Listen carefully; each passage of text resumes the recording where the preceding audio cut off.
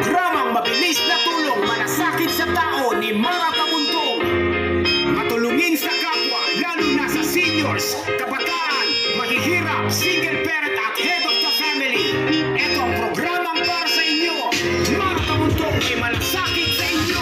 Programang pangasa ay nandito na. Mabilis na pagtulong ni Mara Tamuntong. Malasakit sa tao, lagi sa kanyang puso. Seniors, kabataan, hindi pababayaan. Mahihirap, single parent at head of family. Makakaasa kayo ng tunay na serbisyo. Walang alinlangan ng pagtulong sa bayan. Maka-Diyos, makatao, makamasang totoo. Mga proyektong gawa na nagmula sa kanyang puso. Di mapatong si Mara, pagsilbihan kayo. Tunay na malasakit, pakikinggan kayo. Ito ang programa na para sa inyo. Mabilis na tulong ni Mara Tamuntong. Malasakit sa tao nang laging tugo. Ito ang programa na para sa inyo. Makatao, makamasa, laging tumulong. Bilis na tulong ni Mara Tamuntong. Malasakit sa tao nang laging tugo. Ito ang programa na para sa inyo. Makatao, makamasa, laging tumulong. Bilis na tulong ni Mara Tamuntong. Salamat.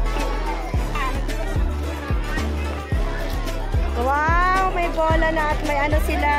Bye-bye!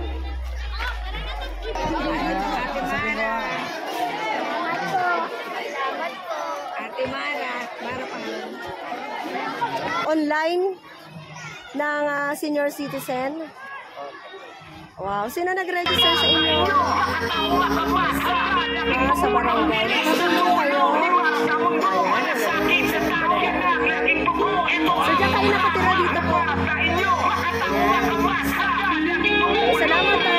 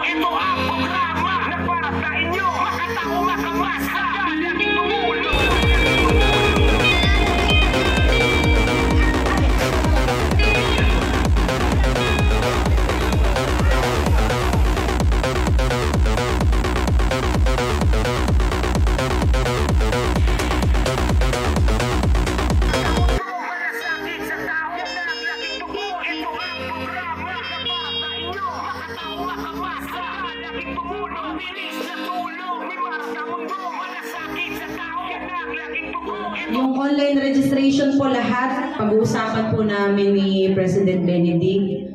Tugunan po natin yan kaagad. Dahil sabi nga ni Atty. Quijano, hanggang December na lang po yan.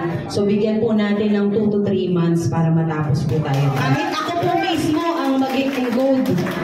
Kayo at pag-aaralan ko rin po yan para kayo naman po hindi mahirapan. No, ako po ay narito. Kundi dahil sa inyo wala po ako rito. Maraming salamat po sa ating napakakisig at napaka-aktibo na si Atty. Quijano, ang ating Oscar na abay, talaga namang parang artista eh. Kanina ko pa iniisip eh. Kasi sa totoo lang. Sige, okay. Ito si nanay na bubunot. Elizabeth Velasco Salazar. Elizabeth. Kanyang mga prizes may rice cooker.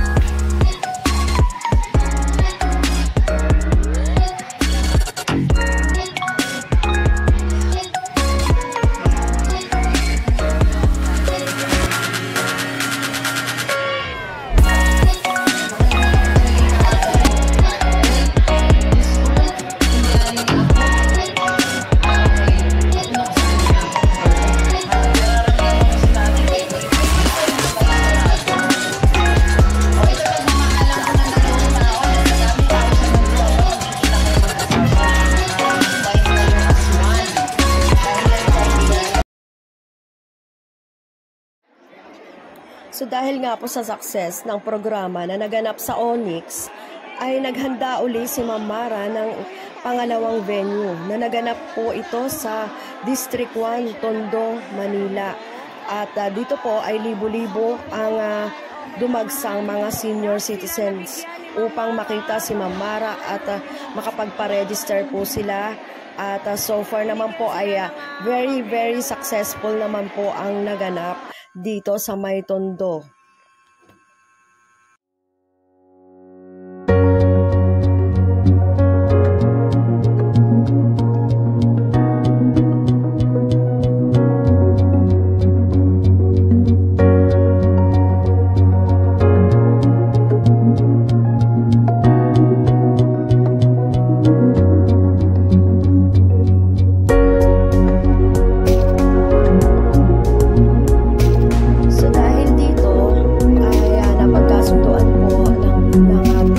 Mara Tamundong na sila na po mismo ang lumusob or pumunta sa bawat barangay na nasasakupan ng Manila, hindi lang District 5 at buong Manila po ang kanilang pinupuntahan araw-araw para i-register ang ating mga senior citizen para hindi na po sila mapagod sa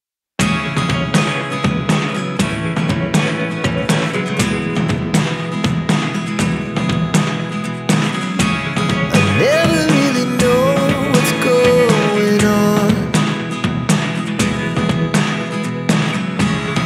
Look at me sometimes like all you want to do is run.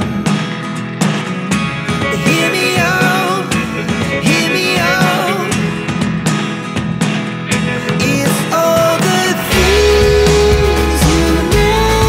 Magandang hapon po sa nakikinig at sa tagapanood po ng Media House Express. Welcome po sa ating programa Mabilis na Tulong, Malasakit sa Tao by Mara Tamundong. Ayan. Kahit umuulan, kahit parang inaantok po tayo, ako po hindi inaantok para bumaba sa mga barangay. Sapagkat yung pagtulong, yung mabilis na aksyon, pagbibigay ng malasakit, wala pong pinipiling panahon yan. Kaya ako po ay narito para maghandog sa inyo ng mga live na mga nangyayari po sa labas, sa District 5 ng Maynila, sa Maynila, para sa mga senior citizen, para sa ating mga kabataan. Ako po ay laging narito para magbigay po ng totoong paglilingkod para sa inyong lahat.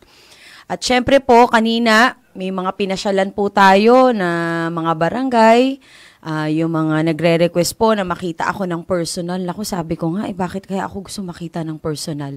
Kinakabahan ako, baka akala nila artista yung dating ko. Pero ang totoo po, talagang gusto ko lamang maglingkod po sa ating mga kababayan. Kaya para po sa mga may birthday po na senior citizen natin, sa head of the family, single parents, sa lahat po na may birthday ngayong araw na ito, lalo na po sa mga senior citizen natin, magbibigay lang po ako ng munting awitin para sa inyo.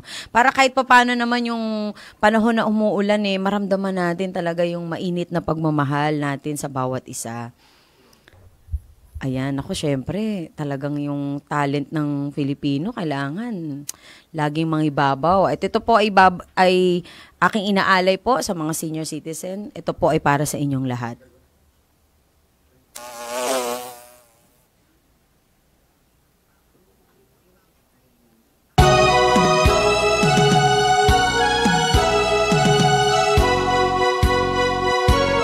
Kung tayo ay matanda na, sana'y di tayo magbago. Kailanman, nasaan man ito ang pangarap ko, makuha mo pa kayang ako'y hagan at yakapin. Hanggang sa pagtanda natin, nagtatanong lang sa inyo, ako ba kaya'y ibigin nyo? Kung maputi na ang buhok ko,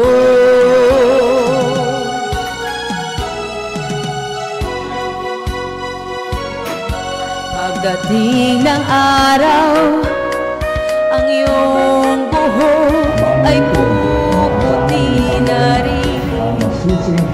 Sabay tayo mangangarap ng nakaraan sa atin. Ang nakalipas ay ibabalik natin.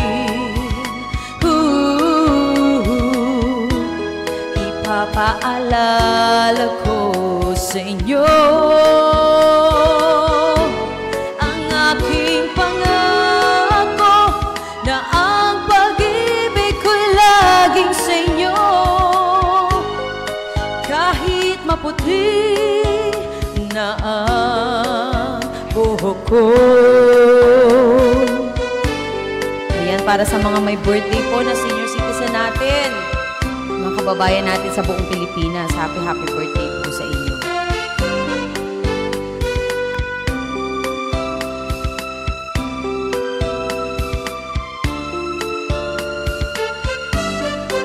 Ang nakalipas ay ibabalik natin.